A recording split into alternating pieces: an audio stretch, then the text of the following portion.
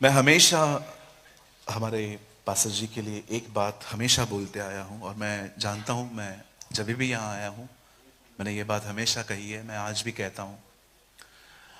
वो आपको अपने प्रचार से भी ज्यादा अपने जीवन से आपको सिखा सकते हैं। कुछ ऐसे लोग होते हैं जो प्रचार करते हैं और ये अच्छी बात है, लेकिन मैंने देखा है हमारे पास्टर जी जो हैं वो एक ऐसी लिस्ट में है जो प्रचार से भी अधिक जीवन से सिखाते हैं। प्रभु को महिमा मिले। सो मैं आपको कभी भी मैं ये बात बड़ी दृढ़ता से कहता हूं, किसी कारण ये चर्च मत छोड़ना, किसी कारण ये चर्च मत छोड़ना। अगर इस कलीसिया के अंदर आपको किसी भाई या बहन का स्वभाव अच्छा न लगे या कोई चीज आपको पसंद ना आए, अवॉइड करना, लेकिन बने रहना। आप जानते हैं कलीसिया एक ऐसी जगह है जिसका महत्व बहुत से लोगों ने नहीं जाना। मैं कहां भी रहूं, लेकिन मैं अपनी कलीसिया का महत्व पहचानता हूं। आज से बहुत साल पहले हमारी बाइबल कहती है, नूह के समय में सारे जानवर और इंसान एक बोट में थे। आप जानते हैं जब बोट पानी में थी तो बाइबल कहती है वो बोट 150 दिन ऊपर थी, 150 डेज, एग्जैक्टली 5 मंथ्स। आप जानते हैं जब जानवरों को टॉयलेट आता होगा तो वो कहां करते होंगे? उसी बोट में। सोचिए उस टॉयलेट की वजह से उस बोट के अंदर कितनी बदबू आती होगी, लेकिन नूह और उसका परिवार कभी उस बोट से बाहर नहीं कूदा, क्योंकि उनको एक बात पता थी, ये बोट ही सेफ है। कलीसिया भी ऐसी है, चाहे कुछ भी हो क्या भी हो, पर हम जानते हैं यही जगह है। It is the only place.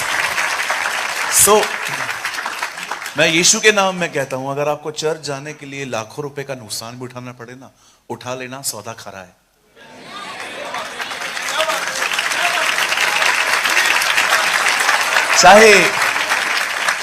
चाहे कुछ भी हो क्या भी हो, डोंट मिस संडे चर्च। हमेशा अपनी कलीसिया में रहें। किसी से शिकायत हो अवॉइड करिए, दुआ करिए।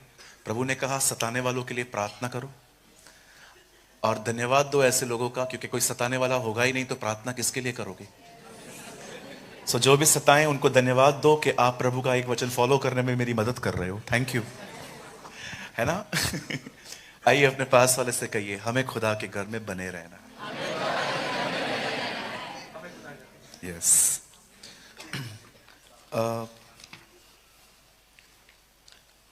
मैं प्रभु के वचन को देने से पहले 5 मिनट में आपसे बात करना चाहता हूं, और मैं चाहता हूं आइए आप सब सामने देखें, और सिर्फ 5 मिनट के बाद मैं स्टार्ट करूंगा।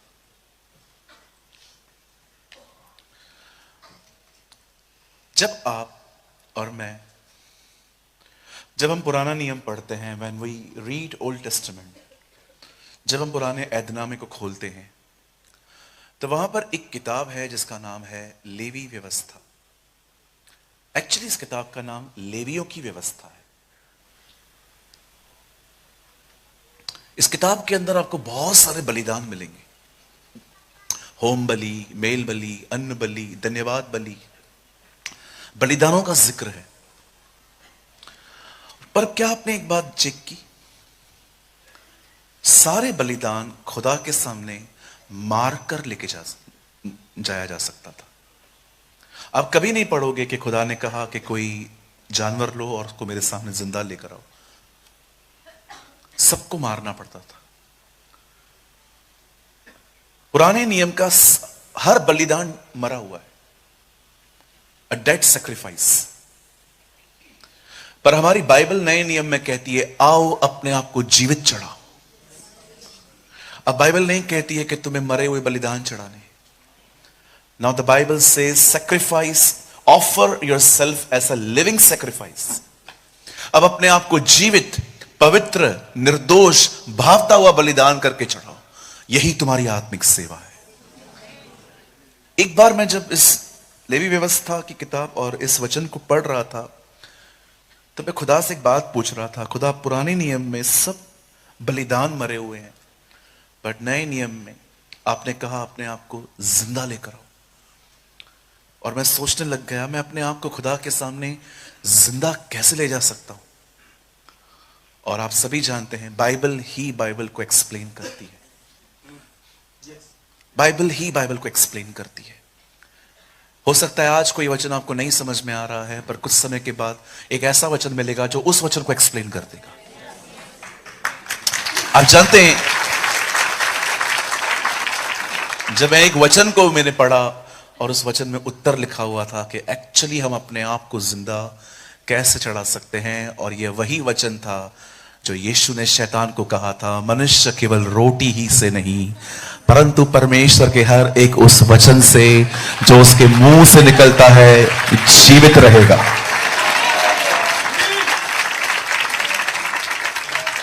ये बहुत जरूरी है कि हम अपने आप को खुदा के सामने जीवित ले जाएं, और ये तब होता है जब हम हर दिन उससे सुनते हैं।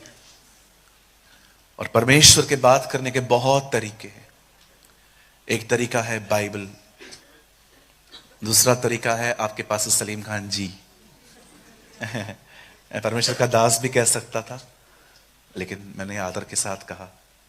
और एक तीसरा भी प्रभु के साथ प्रभु आपसे बात कर सकते हैं कि जब आप सो जाओ तो वो आपके सपनों में आके आपसे बात कर सकता है। He talks in dreams, in visions, वो सपनों में, दर्शनों में बात करता है। अगर आप में से किसी को भी शिकायत है प्रभु मुझसे बात नहीं करते, तो मैं आज आपके सामने एक उत्तर लाया हूं, आप डाइवर्ट हैं। डाइवर्ट समझते हैं? उत्तर प्रदेश में इन दिनों में एक प्लेस है जिसका नाम है कानपुर। वहां पर बहुत जोर शोर से मेट्रो का काम चल रहा है, इतना जोर शोर से कि आप कभी सोच भी नहीं सकते। 5 मिनट का अगर रास्ता होगा तो आपको 20 मिनट लग जाएंगे, क्योंकि सारे रूट्स डाइवर्ट हैं। अगर आपको बाजू वाले घर में जाना है तो आपको उस गली से जाना पड़ेगा। क्यों? क्योंकि यहां पर काम हो रहा है। और जो मोड़ होता है ना जिसको वो लोग कर रहे हैं, वहां पर लिखा रहता है डाइवर्ट, वहां से डाइवर्ट हो जाइए। खुदा सबसे बात करता है।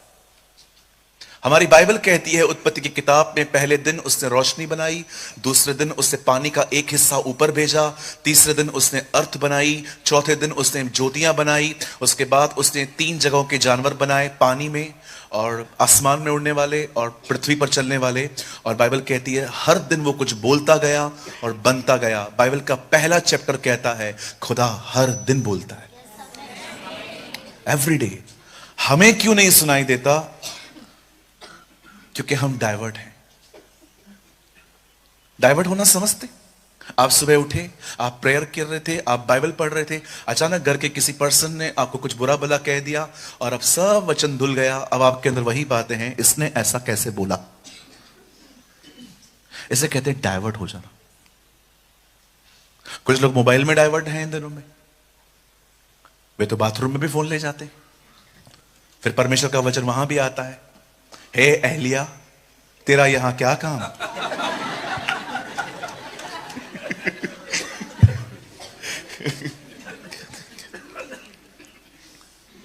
है ना, कभी कभी हम बाथरूम में चले जाते हैं, आधा आधा घंटा अंदर रहते हैं, पेट साफ हो जाने के बाद भी बैठे रहते हैं, और फिर प्रभु ऊपर से आके कहता है हे एहलिया, हाँ यहां तेरा क्या काम। ओके प्रभु मैं जा रहा हूं। सी हम डाइवर्ट हैं जी। इवन मैं भी कभी कभी डाइवर्ट हो जाता हूं। हाँ बिल्कुल हो जाता हूं। परमेश्वर रोज बात करते, एवरी सिंगल डे।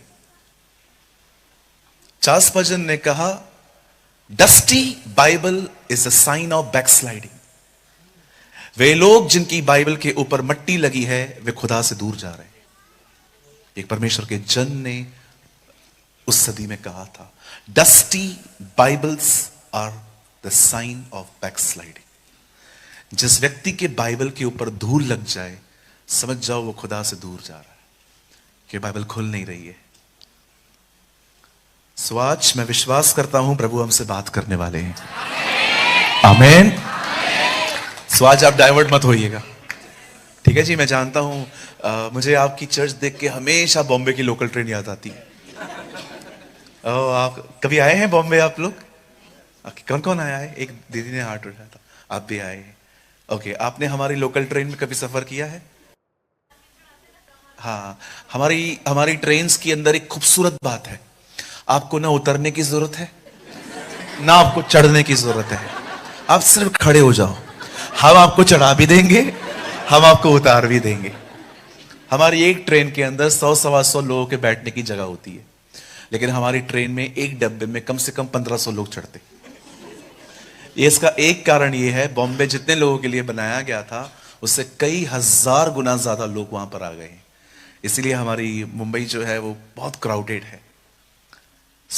मैं बिलीव करता हूं आज प्रभु हमसे बात करेंगे। और मैं जानता हूं पास्टर जी ने, मैं एक बहन यहां खड़ी थी, पास्टर जी बोल रहे थे आगे बढ़ो, तो मैं सोच रहा था पास्टर जी दीवार तोड़ने के लिए कह रहे हैं इन्हें।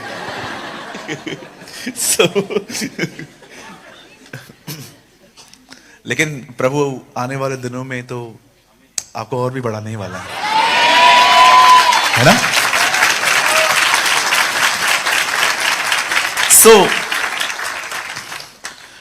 वैसे मैं वचन को जल्दी टाइटल नहीं देता, क्योंकि मैं बिलीव करता हूं कभी कभी मैसेज घूम जाता है।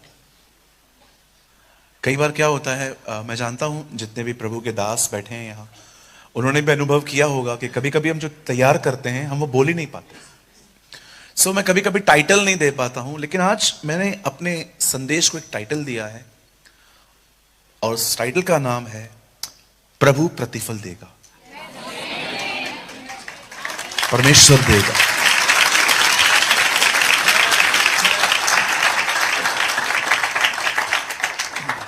क्या आप सब तैयार हैं? ओके, 11:20 हो रहे हैं।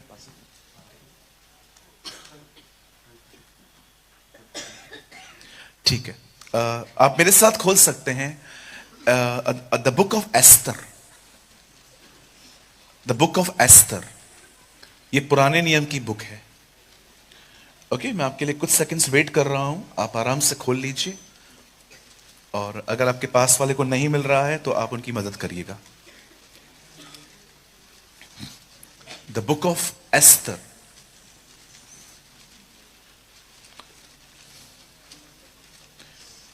नेहमिया के बाद आती है।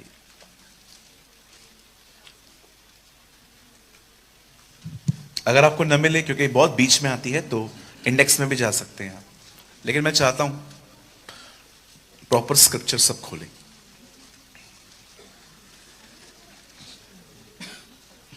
द बुक ऑफ एस्तर, और हम सब खोलेंगे 6 अध्याय, चैप्टर 6।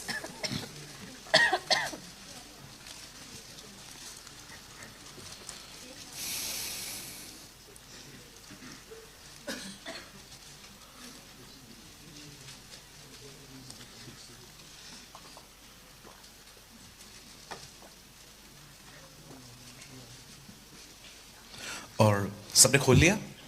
पक्का? आपको बुरा तो नहीं लगा मैंने कहा हेल्प करो दूसरों की? तो बुरा मत मानिए, क्योंकि कभी कभी बाइबल सिर्फ चर्च में मिलती है, इसलिए मिलती नहीं है। हमारे कलीसिया में तो एक भाई को उत्पत्ति भी नहीं मिल रहा था।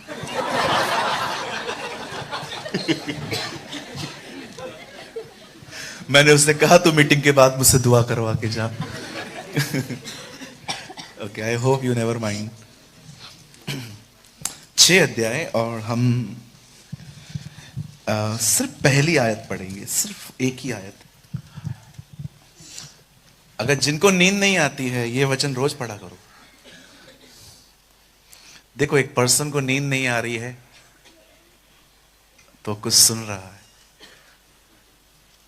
कभी खुदा भी अगर आपके साथ ऐसा करे, आपको सोने न दे, तो कुछ पढ़ लिया करे, बहुत खूबसूरत टाइम जाएगा आपका, है ना? मैं चाहता हूं आइए आप सब सामने देखिए। इस दुनिया में बहुत सारी अनफेयर चीजें होती हैं, In this world, there are so many unfair things happen. मेरा एक दोस्त है, he is a very loyal with his company. वो अपनी काम की जगह के साथ बहुत लॉयल है, लेकिन कुछ लोगों ने उसके खिलाफ पॉलिटिक्स रची कि इसको जॉब से निकालना है, और उसके ऊपर कुछ ऑफिस के अंदर कुछ सीन क्रिएट करके उन लोगों ने बॉस की नजर में उसको गिरा दिया। 10 लोग एक ही बात कह रहे हैं कि इसने ऐसा किया, लेकिन वो जानता था वो उसने ऐसा नहीं किया, और लास्ट में उसकी जॉब चली गई। इसे कहते हैं अनफेयर। इस दुनिया में ऐसी बहुत सारी ऐसी चीजें होती हैं जिसमें आपका कोई दोष नहीं है, बट आपके साथ हुआ। Life is not always fair with you. जिंदगी हमेशा आपके साथ वैसी नहीं होती जैसे आप सोचते हैं, लेकिन ये दुनिया की बात है। मैं आपको बताना चाहता हूं, स्वर्ग में एक है जो ऊपर से सब देख रहा है, और एक दिन वो आपको न्याय दिलाएगा। Is wonderful.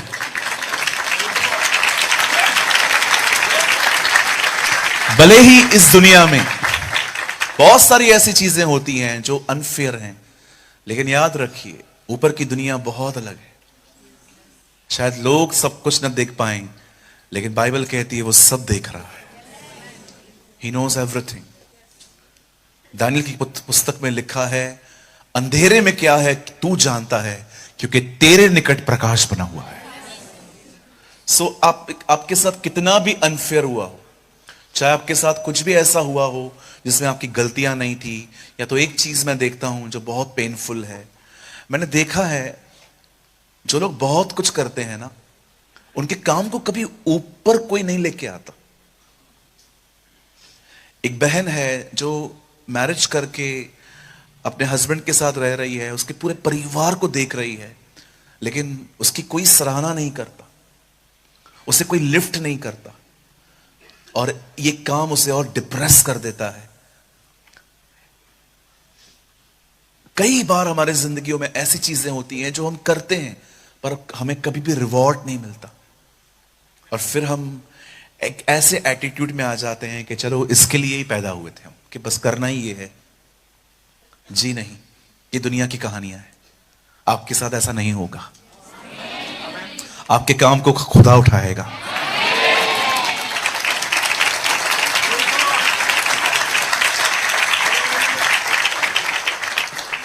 मेरी बाइबल कहती है एक दिन था जब शरेश राजा ने अपने 127 प्रांतों में एक भोजन, एक बहुत बड़ी पार्टी अनाउंस की। मैं आपको बताना चाहता हूं, एस्तर एक ऐसी किताब है जिसमें खुदा का नाम नहीं है। आपको कहां पर भी परमेश्वर, प्रभु, यहोवा, पवित्र आत्मा, यीशु ये वर्ड्स नहीं मिलेंगे। प्रभु की एक दासी जॉइस मेयर, जब उसके चर्च के अंदर लोग आके कहते हैं प्रभु काम क्यों नहीं करते, तो उनको हमेशा कहती है एस्तर पढ़ो। तुम्हें वहां पर भी दिखेगा कि खुदा कुछ नहीं कर रहा, लेकिन वही कर रहा है, वही कर रहा है।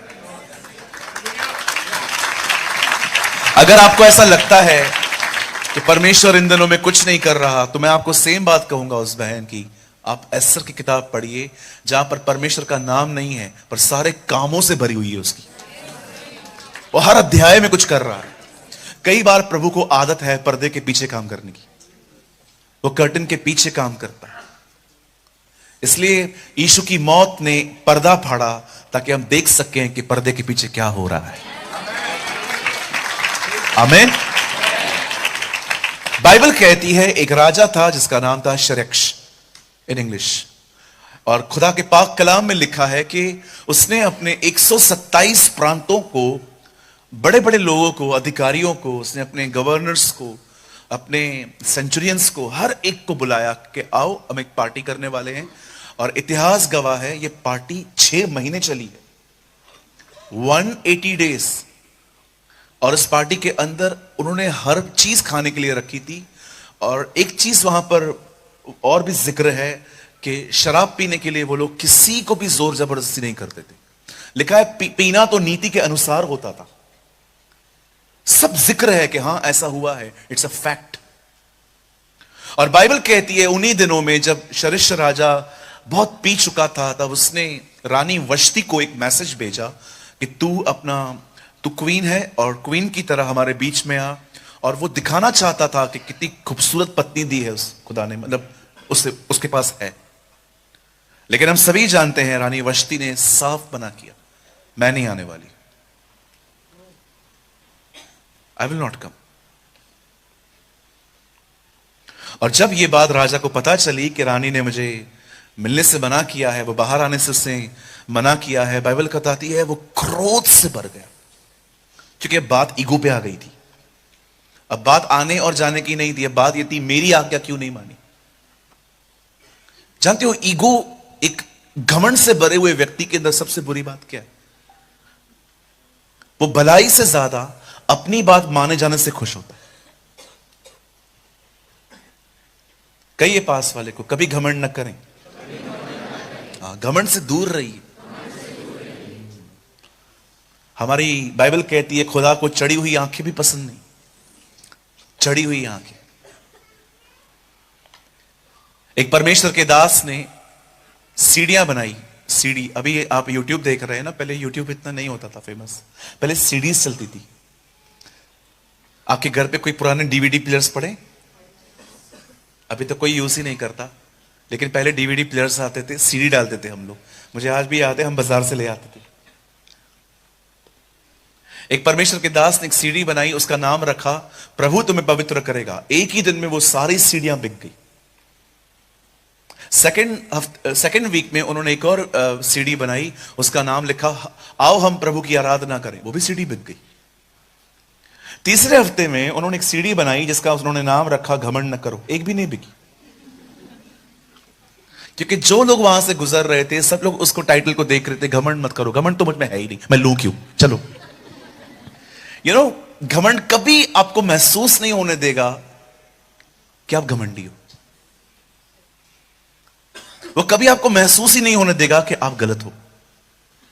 घमंडी व्यक्ति हमेशा अपनी नजर में ऊंचा, हर एक को नीचा रखता है। एक सुंदर स्वरदूत को घमंड ने श्रापित शैतान बना दिया,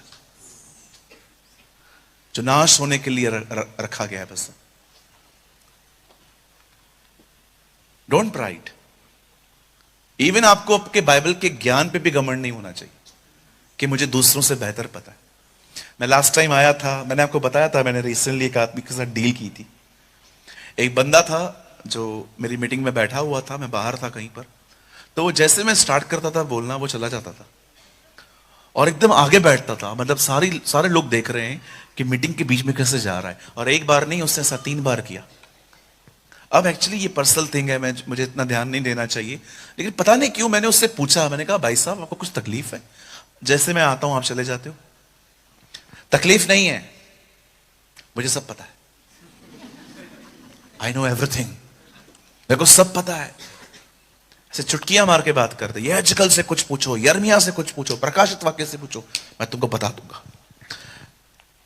मैंने प्रभु से कहा प्रभु मैं आज इसे नहीं छोड़ूंगा, मैं बाद में पश्चाताप कर लूंगा, लेकिन आज वैसे नहीं छोड़ूंगा।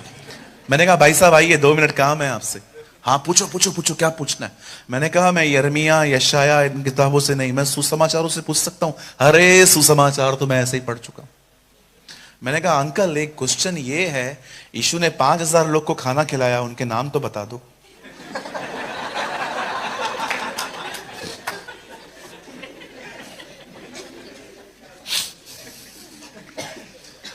ये कैसा सवाल है? मैंने कहा आपने कहा कुछ भी पूछो, तो मैं कुछ भी पूछ रहा हूं।